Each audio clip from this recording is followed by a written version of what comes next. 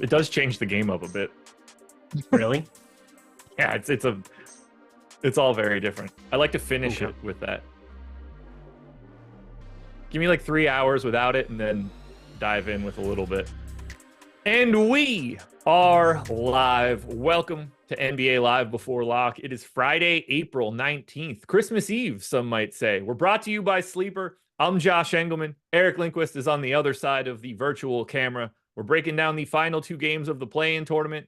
The two losers go home. The two winners go home a week later. So hit that like button, subscribe to the channel, hit the notification bell so you know when everything goes live. Follow us both on Twitter. What's good, man? That's a good way of putting that.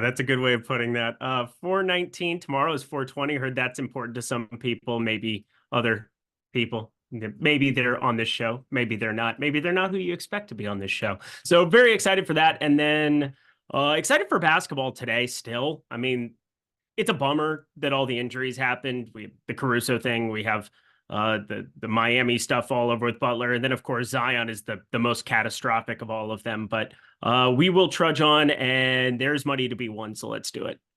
Yeah, it really sucks that, I mean, obviously I hate Jimmy Butler, but I don't want to see him be hurt and not be able to play. I liked Zion. I don't want to see him be hurt and not be able to play. This would just be so much more interesting if those guys were able to play. But alas, that is not what we are getting here today. So it ends up being this really weird situation of like the Celtics are about to get a real nice matchup. The Oklahoma City Thunder are about to get a real nice matchup. This is both of those teams are probably feeling pretty damn good right now. Yeah, it's hard not to. I mean, who would the Celtics like? Again, I think they're going to romp whoever it is, so I guess it doesn't matter. But who do you think that they would want? Because I feel like they would want Miami now at this point. Oh, you definitely want Chicago. Oh, you do? I think so. Hmm. Until you find out that like Jimmy can come back in game 3 or something stupid and it's all been like a long term, like a long con. I think you just want Chicago because Chicago's not going to be able to get any offense on Boston in any way. They just don't have that guy. They have a worse shot creator than Butler in DeRozan. Mm-hmm. Oh, like, mid-range specialist in DeRozan. Vooch would die in that match. It would just be, I mean, I don't think they care. They're going to be, double-digit favorites in game 1 at home probably. So either way. Yeah. And Oklahoma City, I mean, I think it's pretty clear-cut that they would want New Orleans at this point, don't you? Yeah, if you're going to get that one, you're hoping for New Orleans, and you're hoping that Brandon Ingram's broken. You're hoping that Zion is just like, it feels like Zion is definitely out. And I put nothing past Miami's medical team to like fake Butler. Yeah, that wouldn't be. I don't think that's real either. Thing ever. It's just like that. It's like a dumb take, but it's just one of those things where I just feel like Miami's more savvy to like. He could be hurt for a week and they can say whatever they want at that point.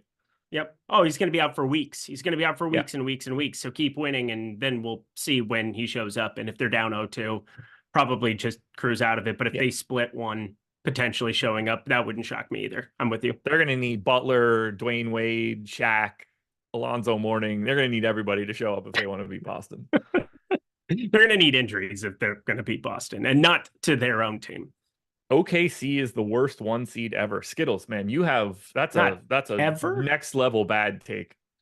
Yeah, I've been on the side where, the average age of the team is under 24 years of age. Yeah, they're the youngest 1 seed, but they're not the worst 1 seed ever. I mean, there were some really bad 1 seeds in like the mid 2000s. Remember when the West was potentially like the most dominant conference ever in the early 2000s? Some of those Eastern Conference 1 seeds were pathetic.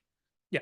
It's pretty hard to say that the team with the number 3 offensive rating and number 4 defensive rating on the entire regular season is somehow like not the team that should be the 1 seed. Yeah, that's not what I'm getting at. What I was getting at was, I think that there were other scenarios. I'm not going to do a Sacramento or New Orleans. If it had been LA or Golden State, I probably would have been betting them at series prices, what I assume the series prices would have been. But I don't think either one of these teams are going to be that interesting for me to fire up against OKC in the first round now. Alrighty. We got the super chat already, so let's get it out of the way. Ace of Spades, tiers, options. Yep. You know how we do. First one up, Sabonis, Fox, Adebayo, DeRozan. Sabonis. Not close either. Nope. Not close. Vooch, Ingram, Hero, McCollum, White. It is Hero for me. I've got Hero by a little over a fantasy point on top of CJ. Here 3. Keegan Murray, Trey Murphy, Herb Jones, Dosunmu, Cody Martin. Trey Murphy by a lot. Trey Murphy by a little for me. It's Okay. about 1.5 over Keegan. Okay, that's fair. I've got 36-32, but yeah, I'm with you.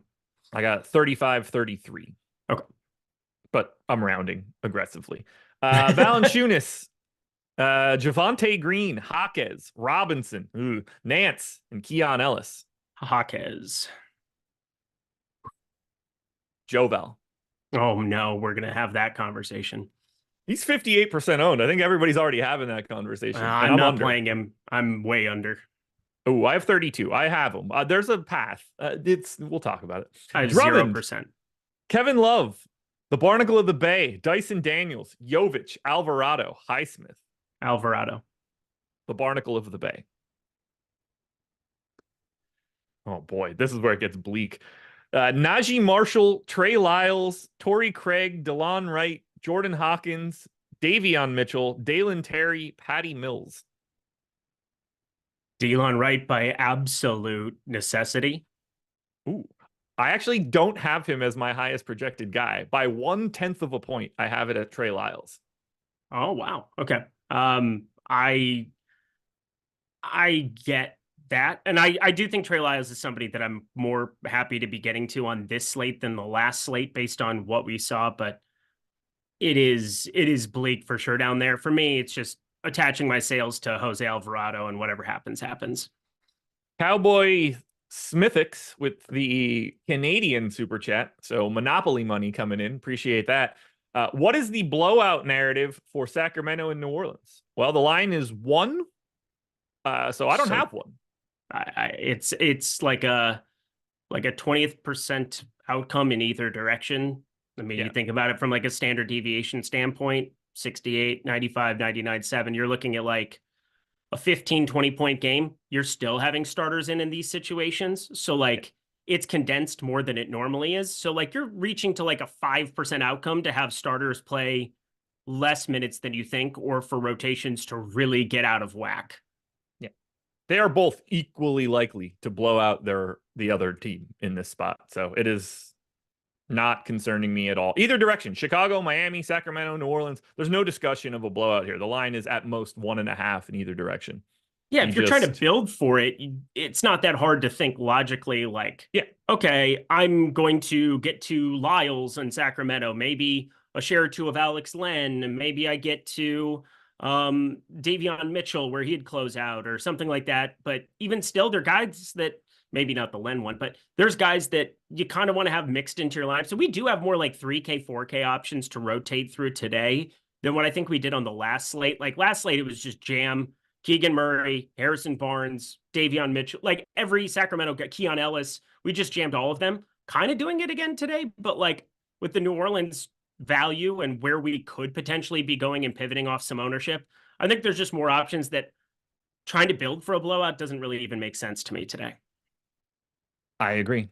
So let's talk about the guys that you can pay up for on today's slate. The most expensive guy by a mile is Domantas Sabonis at 9,500. After that, you've got De'Aaron Fox at 8,800. So the two most expensive plays both come from Sacramento. 8,700 to Bam, 8,400 to DeRozan, 8,100 to CJ McCollum. And then I think it's best to include Tyler Hero since he's getting sizable ownership and Butler is out. Hero at 7,900. Obviously, you're like getting to everybody that we just mentioned, but do you have a guy that stands out most for you? Domantas Sabonis today. And I didn't really get to him as much last slate as much as what I was expecting. And, you know, we talked through the scenarios of it. Sabonis didn't play as well. And I guess, I mean, they didn't have to put the pedal to the metal 37 minutes for him, but in a winner take all type spot like this, 9,500 for him, he gets potentially more minutes up against J Val, which once again, I think would be a mistake, but we'll get into that one later. Jonas Valanciunas is one of the worst defenders. They're going to put him in a pick and roll, and he's probably going to die at every single turn. Sixth percentile defender, if that's the case. And then just the way that Sabonis can fill up the stat sheet. I mean, he's not scoring dependent. He's going to be able to score at will if it's JVal on the interior here as well. But Sacramento offensively, he's getting the phenomenal matchup in some capacity there. And then if it ends up being Larry Nance, he still can distribute, still do everything else. The floor is just so high on Domantas Sabonis. So I look at his nearly 40% optimal percentage. 9,500 is not all that difficult for me to get to with the value pieces I'm rolling out today. By far my favorite piece to be paying up for. He is the guy that I have the most of, but it's not by a lot. So I agree that for me, it's Sabonis, and the ownership is there at 48%.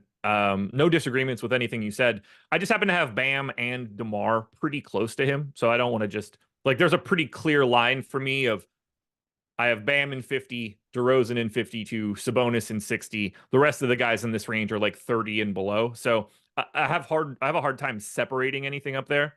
But Sabonis is the guy that I technically have the most of in the pay up section. I really have all of these dudes. The least I have of anybody is Fox at 26%. Everybody in this entire range is higher than that. I have all of their implied ownership very, very similar relative to salary. I think it's really difficult to just look at the top and think that guy's the best guy, because I think you can take that path for just about anybody. Yes and no. I see what you're saying. For me, it's last slate compared to this slate. There's just so many differences. Like Joel Embiid, I had virtually zero of that ended up actually working out when he was a little bit higher owned, around 20%.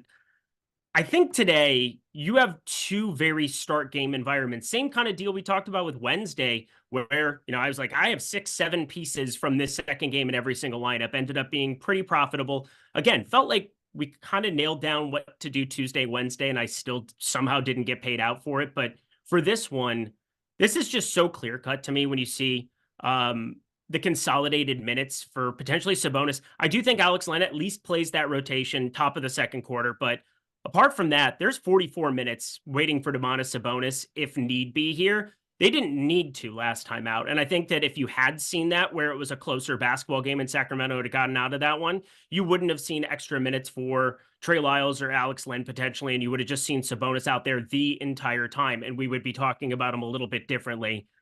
I don't think with Bam, they're going to necessarily have him out there for those 44 minutes. I mean, projected a lot lower, not just here, but around the entire industry. And for me, looking at DeMar DeRozan, it's such a slow pace, awful spot for him. Doesn't have the one-to-one defender that you might be looking at without Jimmy Butler out on the floor, but Caleb Martin, Jaime Jaquez, Haywood Highsmith, I think steps into a larger role today. I think he's probably the one guy that I'm probably higher on than the field in a pretty pronounced way because of what I think they'll need to do defensively against DeRozan, but it is going to be slow paced and trudging. And I do think because of the minutes consolidation from Sacramento, New Orleans, I'm more inclined to hammer in that game than I am Chicago, Miami. I'm with you there.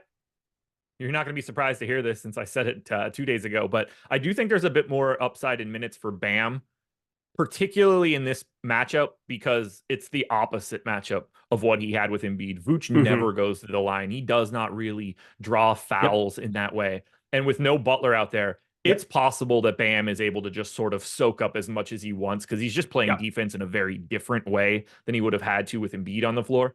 And then for DeRozan, I legit wouldn't be surprised if he played 46 minutes today. I wouldn't either. And I think that's the one thing I'm concerned about because right now I went from jamming DeRozan and Vooch last slate to being under on both of them right now. And that terrifies me. I'm jamming Sabonis. I am playing quite a bit over the field of Bam Adebayo, but it was mainly the DeMar DeRozan piece that was kind of concerning to me there. It's going to be scoring dependent to some extent here for him. And at 8,400 for that, I would much rather go to De'Aaron Fox Sabonis and pay that money for them and get different with some of my pay down options. Suppose I'm going to be playing a lot of Trey Murphy like everybody else, going to be playing a ton of Keegan Murray like everybody else, but I am probably going to be getting away from DeRozan and Vooch, which terrifies me because now we're kind of in an opposite situation. I jammed them when they were over-owned relative to their chances of being optimal last time out, and I knew it. but I had very calculated ways that I was going to go about paying down and getting different there. I don't necessarily have that today in like a prominent way outside of like two guys. And if it doesn't pay out for those two guys being Larry Nance and Jose Alvarado, I'm probably going to be in a lot of trouble. But I think at center, Domantas Sabonis is kind of like the raw points, the floor that I want to be getting into my lineups. And then DeMar DeRozan at 8,400, certainly somebody who could absolutely torch me here. But I think when we get to the flip, he'll be a little bit more popular than the 28% we have projected. And that has me a little bit worried considering it is definitely going to be more scoring dependent than other pieces in the range. Olrat hit us with the super chat. Raised love from 12 to 17. Didn't get any. He that bad? He's not for me. I mean, I have 6%. He's just a guy on this slate as far as I can tell. Could he fall into extra minutes when playing alongside of Bam? Like, maybe. Not something that I'm expecting, though. No, Kevin Love, I wasn't really in love with last time out. And then we got Bam foul trouble right off the bat. And I was like, well, we're fucked. But somehow escaped that one without needing Kevin Love. That was useful. I get why you're looking at him. I get going from 12 to 17. That's not like some insane stand. I mean, I see places that have him around 15, 17 minutes. If that were to be the case, he's always been a good fantasy point per minute producer. It's not like we have him projected for nothing. We have him just around 16 fantasy points, but the minutes upside that could exist on an Alvarado for 200 more, obviously different positions. So there's that. The minutes upside we know is going to exist with Harrison Barnes for 500 more. There's so many places that I would rather be making stands that are contrarian. The Alex Caruso piece, I think I just don't know what to make of an injury here, but the field just doesn't want to play him. He was the most popular play last slate, and now he's like 8% owned, which is obviously appealing, but I am looking at other places to get different. Kevin Love, 12 to 17. I don't think that's like a stand you really need to be making, although positive leverage, if you see something there and you're going to be a little bit lower on Bam, it makes sense to maybe have a little more Kevin Love. Looking something up quickly to see. Let's see. Jimmy Butler did not play in the game. Kevin Love did play in the game. We've had 16 games in that situation. Kevin Love has played 291 minutes. It's about 18 minutes a game. Now that says nothing for who else was out at that point, but yeah, maybe we are a little light. Maybe we think that Kevin Love can be out there for an extra minute or two. Interesting to think about, but yeah, it's a very different team. I see 18 minutes someplace. I see 17 minutes. We've got him around 14, 15 minutes, which I think is probably the most appropriate. Yeah, I don't think we're like crazy light on him in the event that Bam plays more. And obviously I'm in the camp of the same as you, where I just want to be getting to more Bam today. Any other thoughts on payups? Any other thoughts on payups? What the shit are we going to do with CJ McCollum today? Because he's probably the guy that I'm having the biggest difficulty with. He's about appropriately owned. I currently am right at the field at 30%, just holding hands. You don't have to have a stand on everybody. Like, we come on these shows and it's like, oh, have a take. I don't really have a CJ McCollum take. He's going to see a boost without Zion on the floor. He's already been out there from a usage perspective, needed in the absence of Brandon Ingram. And Ingram, I think it's really tough to know exactly what those minutes are going to look like. And I had none last time. I'm going to have some this time around, hoping he can get up to 30 minutes for a do or die game without Zion. But CJ McCollum is one piece that I just wish I had something more pronounced to say. Tyler Hero is the only other piece that I'm close to what the ownership is amongst these pay-ups, because, Sabonis, I'm obviously pretty secure on being over. Bam, I'm secure being over. Fox, I'm a little bit below. But Tyler Hero rated 34%. I'm okay with that. But CJ McCollum, I don't know if you have anything pronounced to say about it, because he just feels like a guy that I don't want to be holding hands with the field with. I wish I knew what I wanted to do, but I don't know. I'm just kind of doing whatever the Sims tells me with him. I hate the Pelicans so much, because obviously I took a bit of a stand on Brandon Ingram last time out. Clearly didn't work out well. No idea what he's going to do. I went 30 minutes today. I have no idea. I hope so today. I have 2%, so it doesn't matter. Well, the thing is, this is the slate where if you're going to, I felt the exact same way last time as what I feel today, where I think it's more likely that Brandon Ingram plays less than 30 minutes than the other side of it. Like, I would be almost surprised that he plays 30 minutes, but I do think because we saw everything that we did last game, he could have artificially low ownership. Like, it's going to be somebody that people boost down. It's somebody that hand builders are not going to, oh, I need to get Brandon Ingram into this lineup today. And we know that that upside is absolutely there without Zion on the floor if he gets to 30 minutes. It's just so hard to know and click on him almost on compared to any other option in the range. So I'm over on him right now, which is a little bit surprising, but his boom percentage is far lower than anything else that you're looking at. So from an upside perspective, it's almost like you're looking at other players to fail to have Brandon Ingram work out.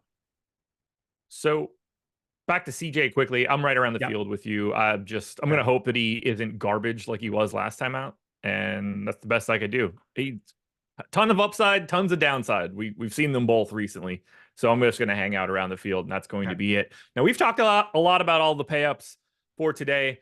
None of the only one of the pay-ups is really relevant for the discussion we're about to have. He will show up in this video, I might add. Time to find out who is the exotic play of the day.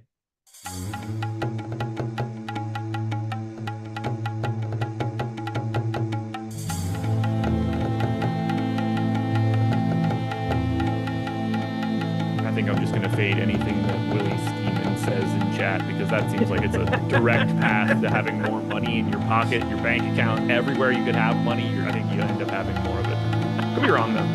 I could be wrong. You may be right. I may be crazy.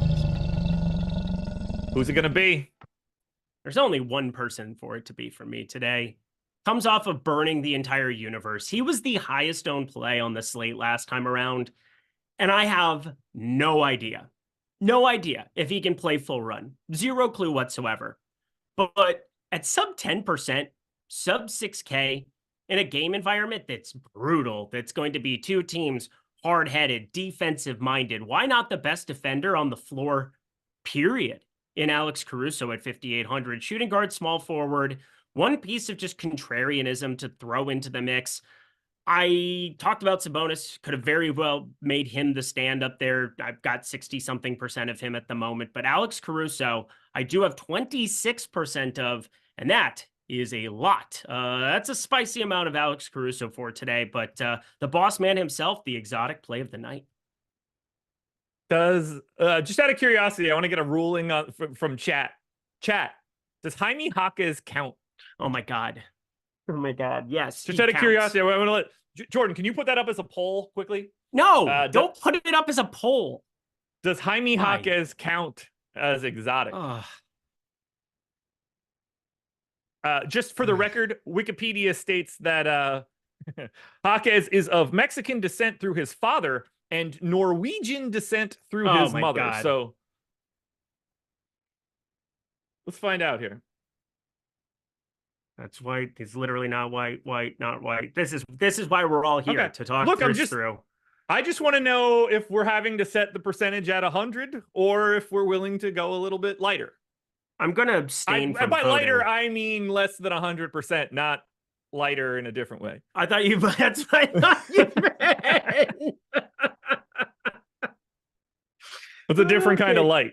At least you bring levity to this, because Greg like really leans into the exotic play to really grind my gears. For you, you're more just like joking around with it. Also, 150 y'all need to find God already in like less than 20 seconds voting on this. This is absurd.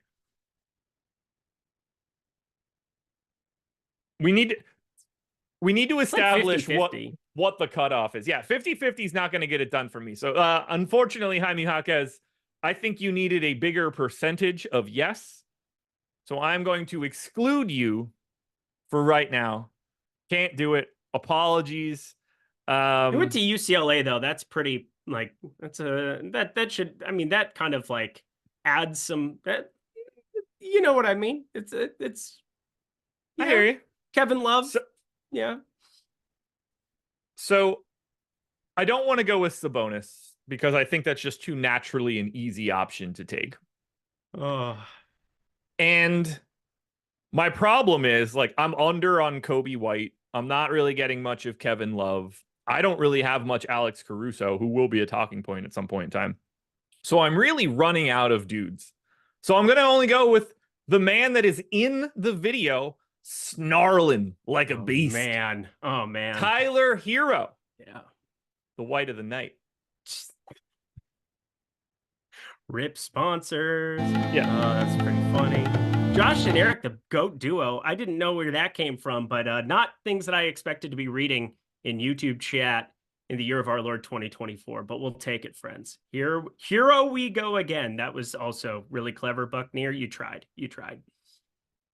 So there we go. We got Tyler Hero. That's where we stand for right now. We also have the promo code playoffs, and it's not just DFS, but boy, oh boy, do you get a lot of stuff if you use the code. On the DFS side, you get 50% off a Sims Max package for a week. That covers you for all the regular contests and showdowns for the next week. Tons of playoff basketball coming from today through the next 7 days.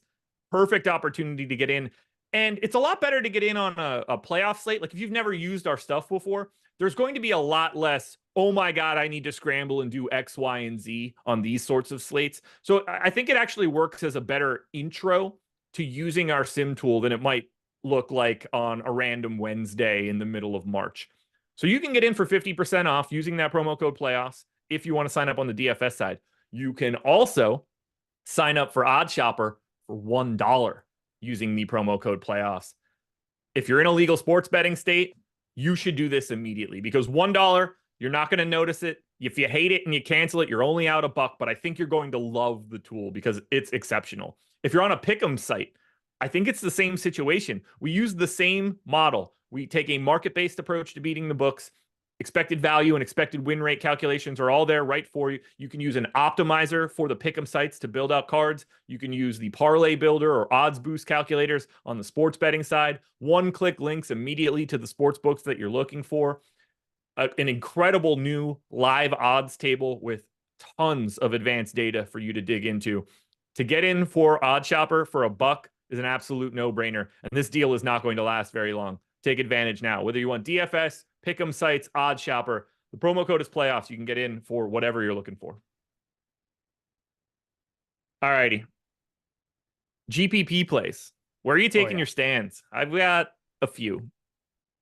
Well, let's start with the guy I have 0% of that the field has more than 50% of, and that is Jonas Valanciunas. So I'm gonna die. I'm playing my normal 40 lineups. Again, not going crazy today. I'm happy to be making a stand like this where I just don't agree with anything that I'm looking at. I also don't agree with any sports book.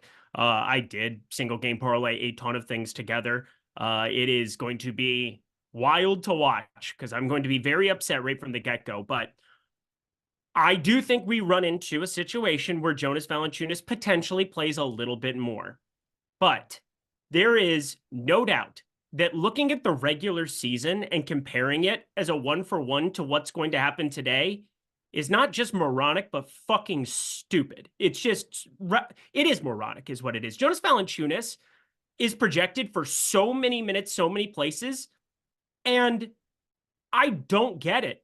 Larry Nance defensively has been the guy nonstop.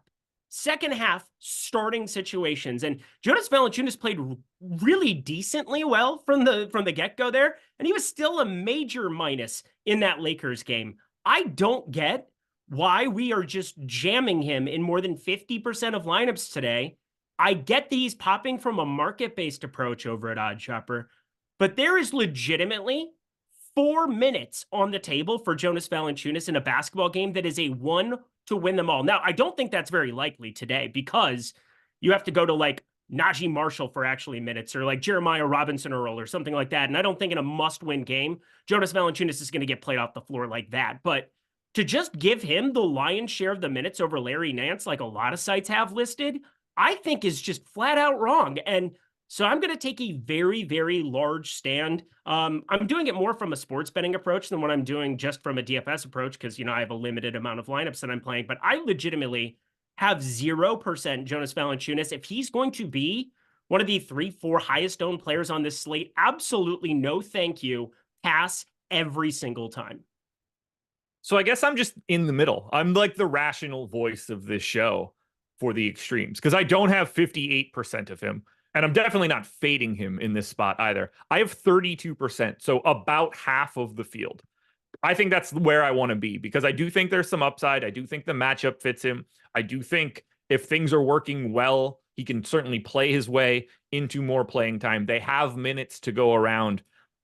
That's so I feel like he has like a mildly high floor. I'm honestly just this is going to sound like a really ridiculous statement. I don't mean it as if I think this person matters, but like, would you be surprised at all today if you saw 4-5 minutes out of Jeremiah Robinson Earl? No, I brought him up. I think he potentially steps on the floor today.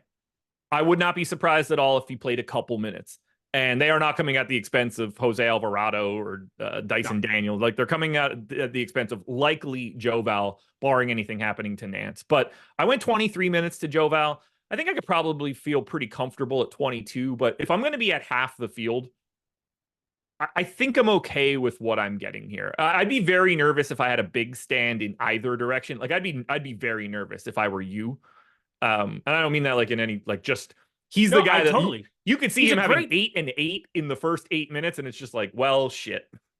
This is a guy that I mean, I just experienced it last game. I thought I was going to have a fucking panic attack. And I'm sorry I'm swearing so much. I apologize. I know you're allowed. Kids and whatever else. But you're allowed. Anyway, I am very, very, very, very, very, very against 60% Jonas Valanciunas based on everything that we've seen from Willie Green the entire season. It makes absolutely no sense that he would be this owned, knowing that there is such a minutes downside that can exist here. This is like the most obvious fade the spot, fade the group think that I can possibly remember in a long time. Now, again, more than likely, based on his ownership, I should be dead before I even enter my lineups. And I don't feel that way at all. And that's why I'm so passionate about it, basically, is that it's like the voice of reason inside of everybody's head that hasn't watched Jonas Valanciunas play this season, or there's been a lot of situations without Zion, and I get it. During the regular season, he steps into a more prominent role. He plays more minutes, yada, yada, yada. But wait until he gets in a pick and roll with De'Aaron Fox. Wait until you see him miss defensive assignments. Wait until, I'm not talking about it being a matchup against Sabonis that's the reason that I'm fading him, but Sabonis can open up the floor and do things from a passing perspective. And if you're not going to force Sabonis to play serious defense on the other side here, which, again, Jonas Valanciunas can get garbage buckets. He can be a good fantasy performer. He can do all the things that make me dead on arrival for this slate, and I'm okay with it. But when you see 60% ownership on this, potentially higher at lock, I'm just so against it because I am so in favor of Larry Nance playing more minutes as the much, much better fit for this basketball team, especially if you're trying to slow it down, grind to the fact that we have a 210 total in this basketball game. Everything that you want to do if you're the Pelicans screams play Nance more, get Jonas Valanciunas off the floor. So I want to point out something that Kicks Good said, and I don't mean this in any like negative way, but it's something that I see people say a lot, and I just want to address it. He said Joval owns Sabonis. That's why he's going to play this matchup. So what you're saying when you say something like that is we're going to play Joval forever because he owns Sabonis. And the only time that we're ever going to stop playing Joval is already after we've established he doesn't own Sabonis anymore. You're never going to get out in front of something if your thought process is because this happened 5 years ago when Joval was good, now it has to continue in perpetuity. You got to forget that shit because at some point in time, Joval stops being the guy that you remember and starts being the guy that plays now. That is a complete zero, a giant negative defensively and okay enough at putting in anything in and around the basket. He can't shoot worth shit. I don't care that he shoots threes. He's a 30% three-point shooter this year. He's one of the worst defensive big men that exist in the league. We got to stop thinking that because he was good in 2018, it means that he will always be good against Domantas Sabonis. You're winning in DFS is going to you're going to want to be first, not last to the information you're trying to access. That was the most passionate. I'm actually kind of turned on right now. That was beautiful.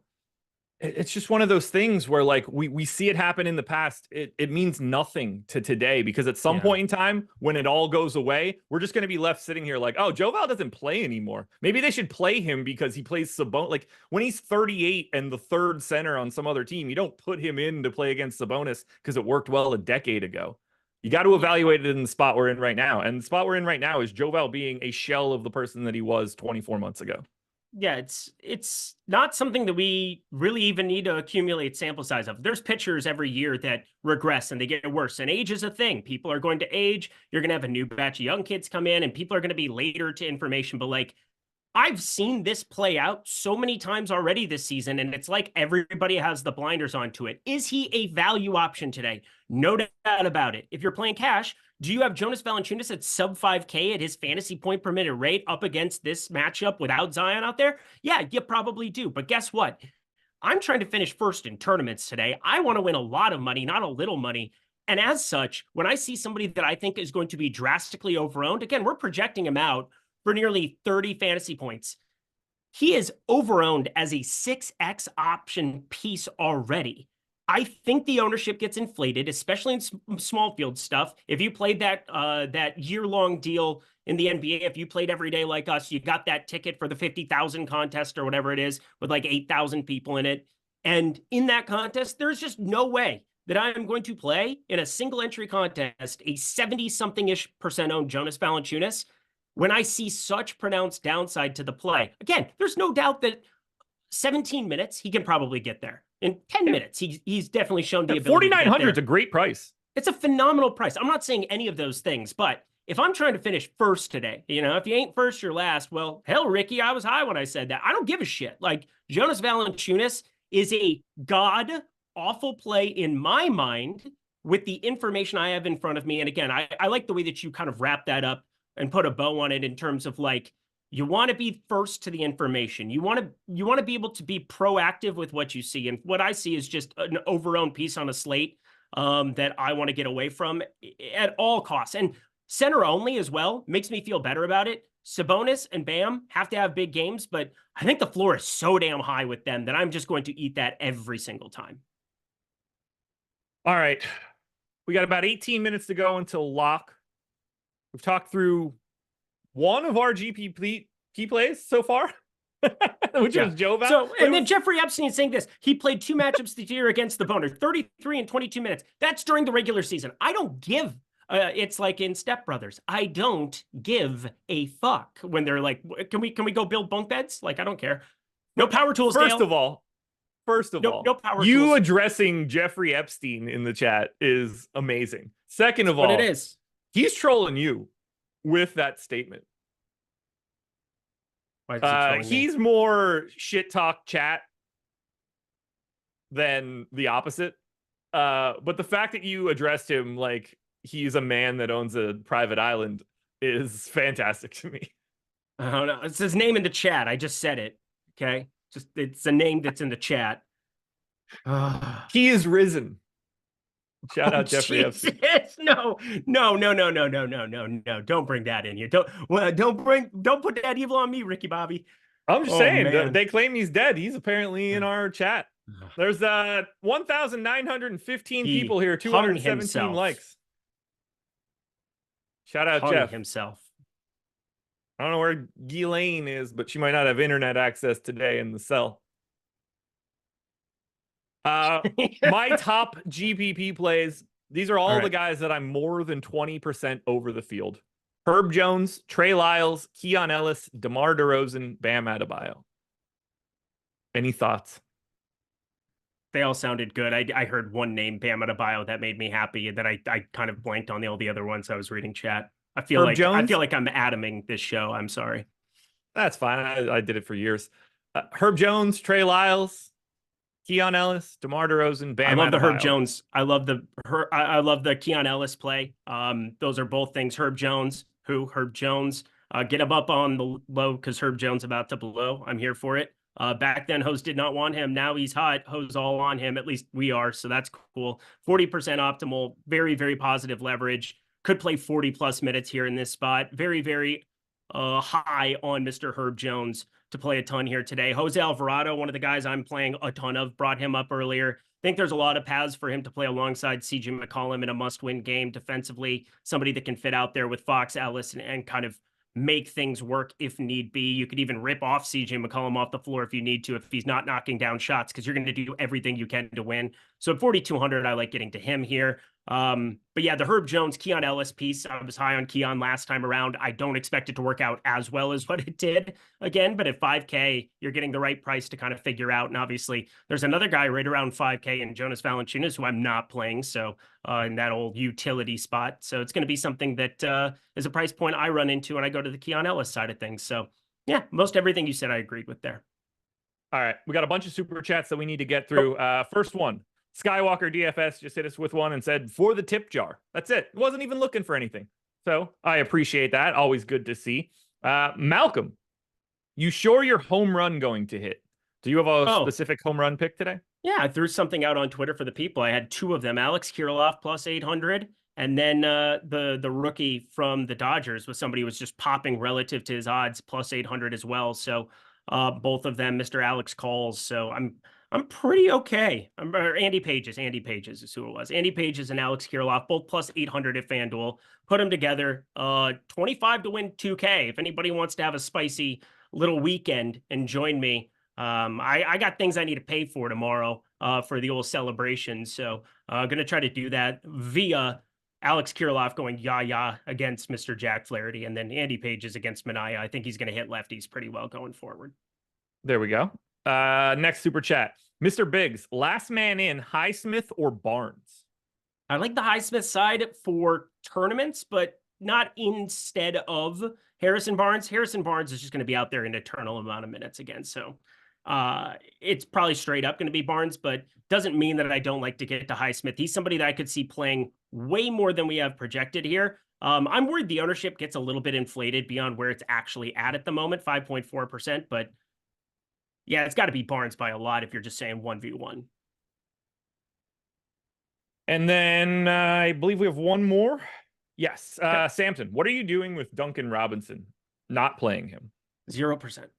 Yeah, I don't know what you could possibly do with him now. Like, yeah, we have Hawkes start. We got that starting line, but did you see that come in? Hero, Martin, Hawkes, Jovic, Adebayo, which I think is probably what everybody was assuming. Yep. White, Dosunmu, Caruso, DeRozan, Vooch. I think that was probably the consensus. Yeah, and there's a chance Duncan Robinson doesn't play basketball today, for what it's worth. Yeah, I assume he does, but I also assumed he didn't or wouldn't and didn't want to get to DeLon Wright because of it last time, and that didn't help anything. No, it did not. Olrat, below 5K at guard on DraftKings, other than Alvarado and Wright. Below 5K on DraftKings guard, other than DeLon and Alvarado. I doubt I have anybody, but let me take a look for you. I have Davion Mitchell, 3,600. That's it. I don't have any other share of anybody that isn't those two, sub 5K at guard. Below 5K guards. Yeah, Davion Mitchell. I think that's the only answer. Are you taking any Dyson Daniels shots? No. Well, apparently I have one lineup. I don't know if that's going to hold in the next, 12 minutes when I run this final sim. I don't think so either. But it can, at least. I just don't think it does. Happy 50th tomorrow, Lindy. Team Eric. 50th? Come on now. It's not nice. Are you a man? Are you 50? Not 50, my God. I see. You wear it well. You don't look a day over 49. Thanks, homie. You're a real one. You could be my shaman any day. I'll be a Doug. I'm exotic Doug. I'm just glad you picked up the reference. I throw a lot out there that Greg never gets, so I appreciate it. Jacob Dunn, you're not going to want this one, but Alvarado, good bet. PRA over 13.5 at -108. That's pretty hefty. I got it at 11.5, so I would probably pass at that number. Yeah, I mean, I'm just going to open it up on OddsShopper and see if that has any value, and if it does, great, and if it doesn't, no. 13.5 will not have value anymore. I hope it does, because then in the event that he goes over, I'm going to be very, very happy because I have tons of him. We don't have any data on the 13.5 line right now, so I don't. It's not the way I look at anything. If it showed up on OddsShopper with a good rating, I would tell you. Otherwise, I wouldn't bet it. All right, let's quickly talk about the nuke of the night. I need to know who your best play is for today. Okay. Just relative to ownership here, it's got to be going to Mr. Larry Nance. I love getting to Larry Nance. I obviously am doing the exact opposite of what everybody else on the entire. Oh, we're playing the little thing. We're playing the thing. Sorry. Yeah, that's usually how this goes. Sorry. I just went to talking about it because I thought we were doing it in the interest of time. But yes, my dick has blown off. Yay! Woo! Nothing different to see here. Yep, there it goes. I'm smacking the base. Smacking the base. There we go. That was like a nice cut by producer Jordan there. Do you feel artistic after that?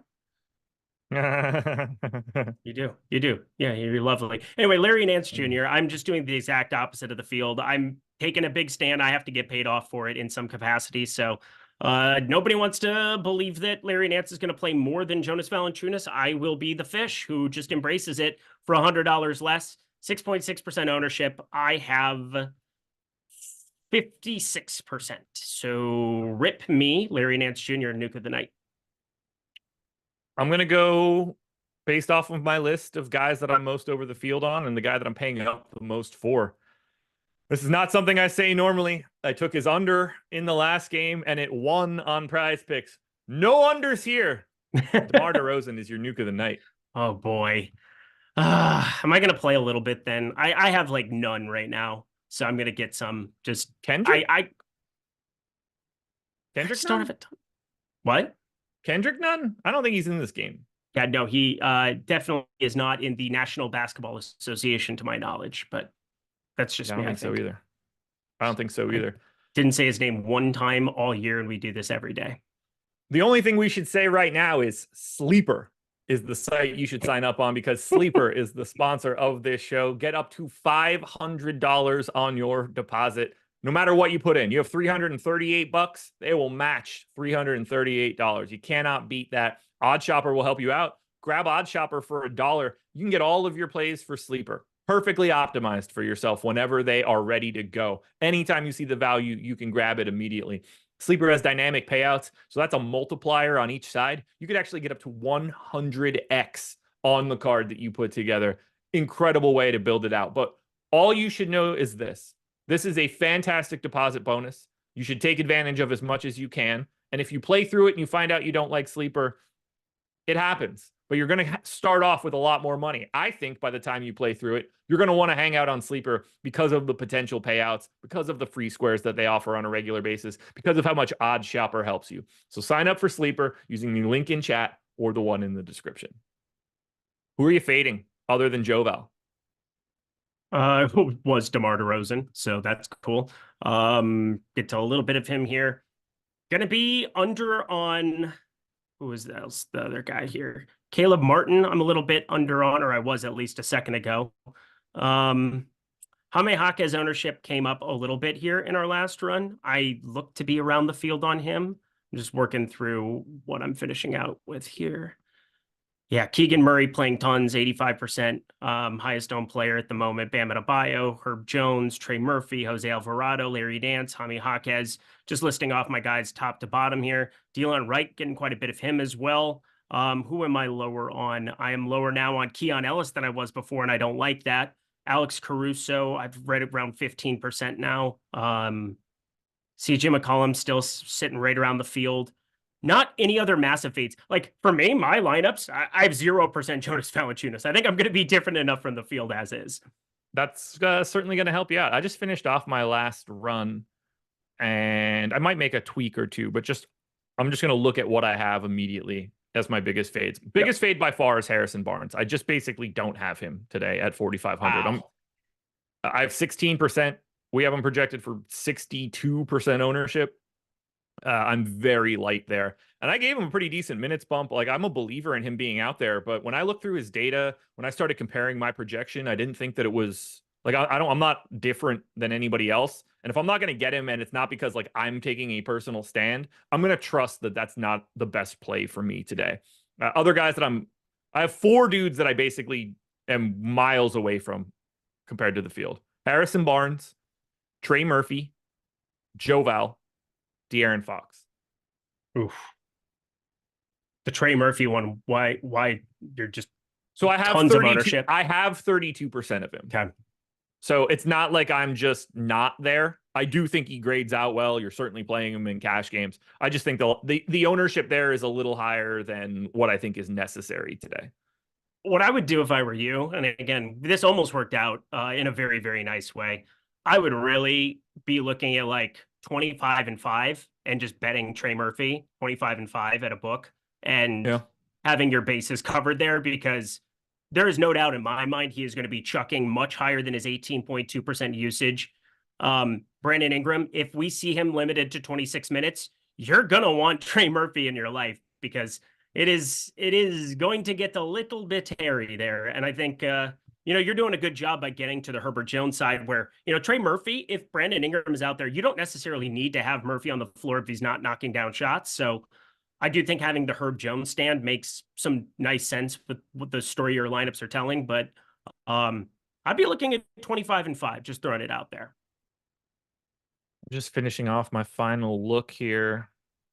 Just little tiny tweaks to move some exposure around, nothing too wild. I think this is going to be what I'm going with here. I have 52% BAM, so we're doing it all again, same as last time. Oh my I God. love it. I love it. Oh boy. Yep. I'm going Bam. I'm going Sabonis. I'm playing a ton of them. Then Larry Nance obviously playing. I'm just rotating around those guys 50-ish%, just jamming them. Go me. Right. What else do we have coming in? So we've talked a little bit about our fades. We've got 3 minutes to go until lock. Who's the Amber Heard play of the day? Jonas Valanciunas and Larry Nance in both respects. If I'm wrong about this, I'm going to look stupid. I have looked stupid every day, it would appear, for my entire life at some point in time. 50 years.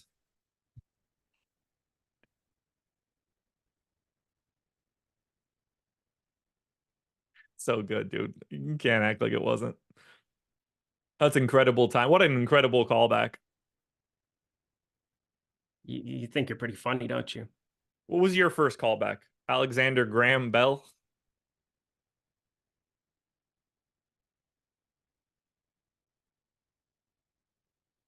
Anyway, Amber Heard play of the day. Gave mine. Give him yours, and then we can go. Yeah, it's Trey Murphy for me. He's obviously stepping into a massive role. I'm coming in a little bit lighter here on that massive 60-something% ownership. It's not that I don't think he looks good. I just think it's the easiest place for me to bring down the duplication in my lineup. So Trey Murphy, please don't poop in my bed. Would be very hurtful. Would be very hurtful indeed. Who is yours? I already gave it. Jonas Valanciunas, Larry Nance. Thank you so much. Oh, Can we end yeah. the show now? Yeah, we're done now. Fair. Sorry, I had a hard time listening. The connection was bad. No, okay. Probably... Yeah. AirPods cut out. Oh, okay. That's what it was. You had to filter 5 things that you wanted to say, and then you just went and defaulted to that. It's amazing when you watch somebody like spontaneously combust, because the thing they want to say, they know they can't say. And then the next thing they want to say, they also can't say that. Yeah, it's hard. It's really hard. You should see, I have so many scars on my tongue from having to bite it during this show. It's insane. Want to see how I got these scars? Eric was a drinker. It's that one I don't know. What? I don't recognize it, at least. Are you serious? I mean, I might know it once you tell me what it is, but it's not true. Like, Dark Knight? You're joking. You're trolling. Oh, I don't. Wait, is that the Heath Ledger one? Yes. I watched it for the first time like a year ago.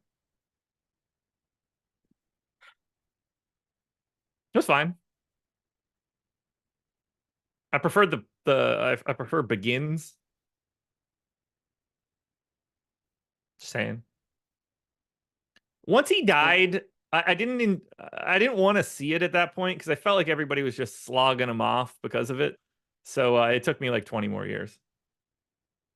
Because you can't embrace somebody who's good at something. You have to tear them down. Yeah, because I don't That's trust weird. people's opinions in that situation because it was just like all they were doing was just giving him his flowers because he wasn't alive any longer. Quite literally giving him his flowers on his grave. Yes, exactly. So, I preferred Begins. It's not like I said I preferred Batman and Robin. 7 Not p.m. act like- Eastern, 4 p.m. Pacific, end the show. And we're locked. I hope I There we uploaded go. my lineups. Looks like I did. Hopefully they were the right ones. Guys, thank you for being here. Heading into the weekend, even more real basketball coming up over these next few days. So be ready for it. Enjoy. Playback right now. Go to playback.tv/stochastic. Greg and I are going to watch Miami and Chicago for the first hour and just talk about random stuff like how the Dark Knight wasn't all that good and how Eric is 50. Enjoy your night, everybody. We'll talk to you later.